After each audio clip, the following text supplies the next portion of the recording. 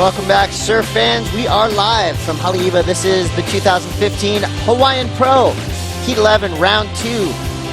3 Hawaiians, 1 Frenchman, Maxime Hushino.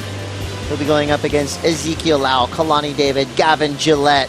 A tough ask, as these 3 Hawaiian surfers are all threats to take this entire contest out. And here's one of them, Ezekiel Lau. Yeah, Zeke Lau, you could argue this is one of the guys to beat in this contest. Ezekiel Lau is that powerful. He has that much ammo, especially, Ezekiel Lau and Haleiwa is a storm to be reckoned with. That mixture, he's going to surf as good as he can on a wave like this. He's got that crazy power, the right amount of flare. Now that's a little bit smaller, Zeke can still mix it up with the guys, in the air with the fin release. So really exciting surfer to watch. He will blast some of the best airs you're likely to see here in Hawaii. And Gavin Gillette doesn't get much smoother than this surfer from Kauai, looking for the tube. And right there, that decision may have cost him some scoring potential, but I did like the second turn he did. And right behind him, Kalani David. Kalani David is, you've kind of seen his name coming up through the ranks since he was about 10 years old, but now look at him, he's about 6 feet tall. A big kid. Gaining muscle, and power is coming with that. He's been popular, on the map for a number of years, so it's hard to kind of, understand that, or, comprehend that he's still just a grommet, a teenager. And here he goes, a nice wave here, tucking straight into a barrel. Nice little tail click. Watch the tail again, release. Nice, that is the epitome of a quick snap, and then finishes the wave off. So Kalani David drawing blood early. Between him and Ezekiel Lau, this is going to be such an exciting heat.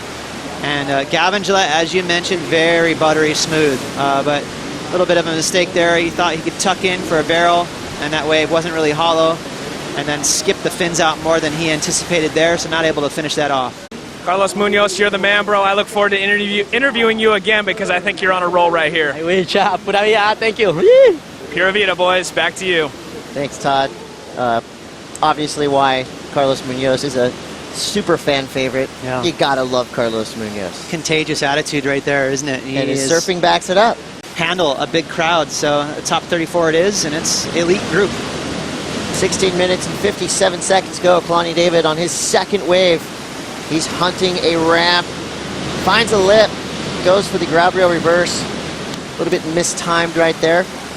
I'm not going to say that that was a wasted opportunity, because that wave kind of looked funky from the get-go. Yeah. So he'll be right back out there. His first wave comes in good. It's a 6.5, so I should say better than good, above average. These guys all, of course, looking for that elusive perfect 10. Have yet to see one at the Hawaiian Pro, but I just know there's one coming. Just a small wave here, on that shallow bit of reef right near the toilet bowl. So I like the effort from Kalani, trying to find a score out of a really meager wave, and he was right there. He just hit that ramp a touch late, couldn't get airborne. 16 minutes to go. Again, we go to the QS board. Maxime Hushino. Wow, another stacked heat coming up. Nate Yeomans, Roto O'Hara, Izanomi Botero, and Timmy Reyes. But up and riding now, it is Maxime Hushino. Making me eat my words by catching a wave just as I say he's lagging behind.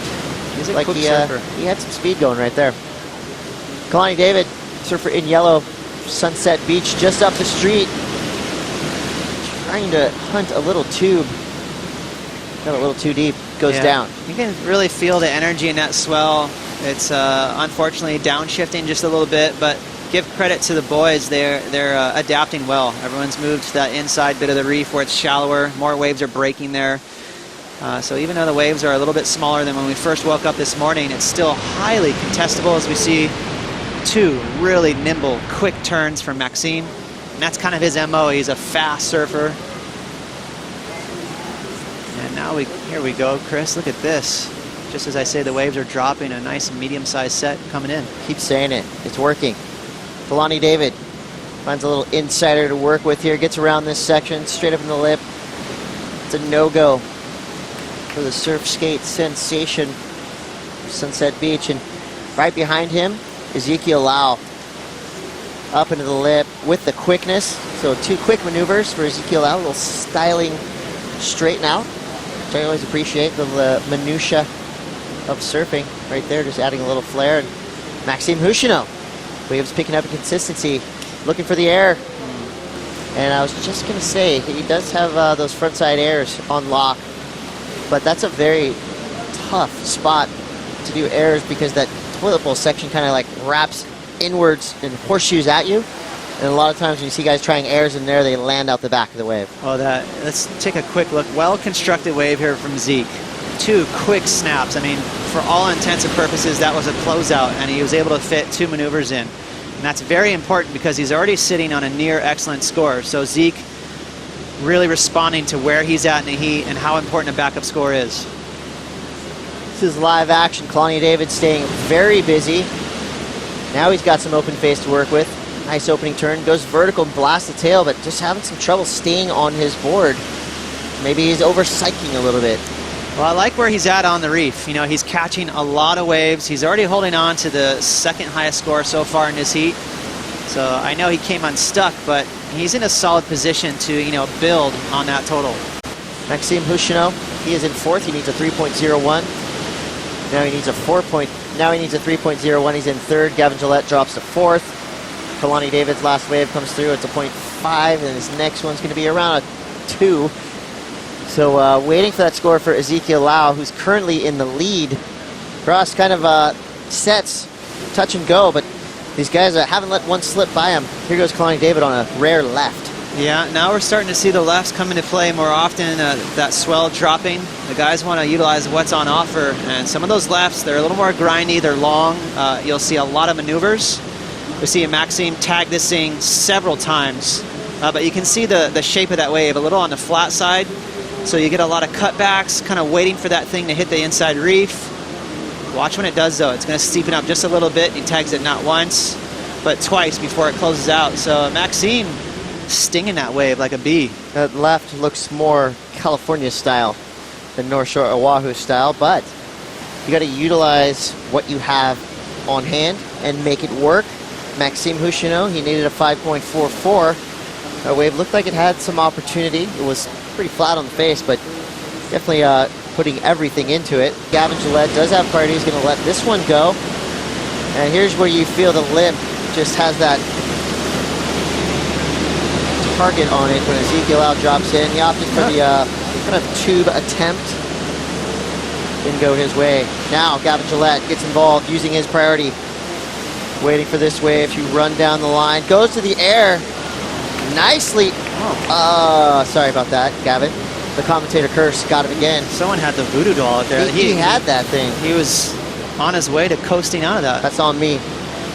Gavin Gillette, of course, known for big, long, powerful carves. Also showing right there, he does have air ability. Unfortunately, the judges want to see absolute completion.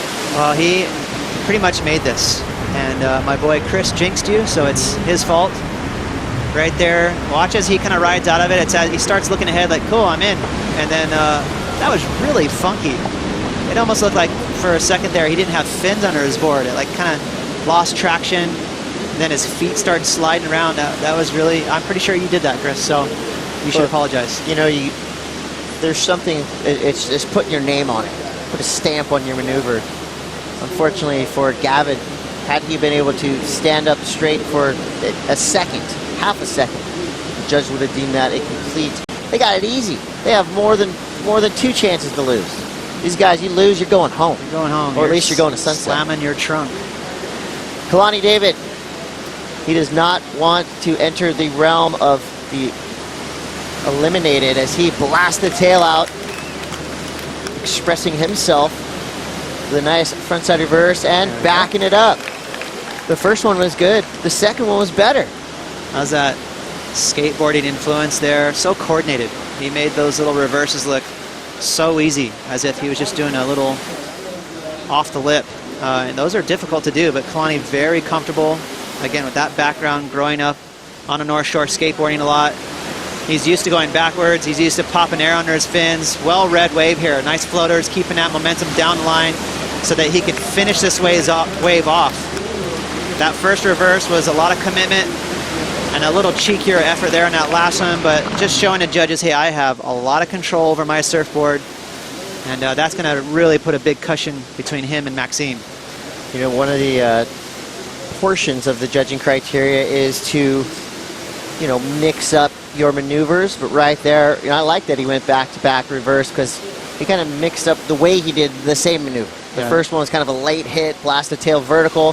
Kalani David on the inside now. His last wave comes through at a 6.97, so he is going to opt to go left.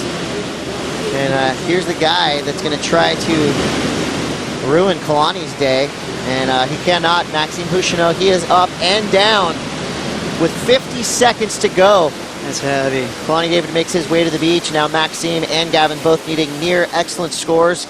Maxime needing an 8.8, Gavin Gillette needing an 8.98. Yeah, Maxime needs a huge score, and that wave didn't have a whole lot to offer, to be honest. It was just one big section, and that's becoming a little bit of a theme so far, a theme in this event. A lot of the top seeds that need those big scores to, you know, make it into the top 10 are going down. You know, again, Maxime coming to this event 18th on a QS, and he's going down.